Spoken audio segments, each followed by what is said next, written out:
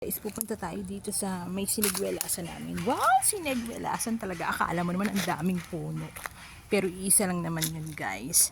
Yan, guys. O may mga tanim si tatay na talbos ng kamote ba to? Oo, yan, mga talbos. Yan, dami. Tapos, ayun o, guys. My God, sayang. Yung bunga ng sinigwelas namin. Ayun o. Puro pula na siya, hindi na daw siya pwede kasi may uod na daw yan. O ayan yung mga pula-pula, may uod na yan kasi inulan siya, guys.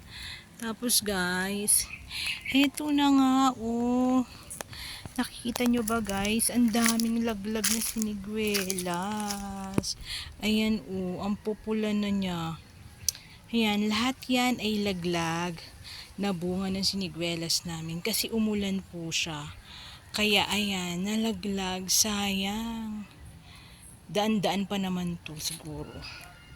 Kung halimbawa, ayan, may laglag pang mangga. Ayan po, sayang yung mga nalaglag na sinigwelas. Iisa lang po kasi yung bunga namin. Ay naku, ayan guys. May nahulog na mangga. O diba, buti na lang hindi tayo tinamaan. Sakto. Kalalaglag-lag-lag-lag nito. Ito. Ay guys, ayan guys yung sinigwelas, my God, sayang. Guys, ayan. Ito pa, so ang dami niya talagang laglag. Sayang umulan po kasi. Ay, di bali na.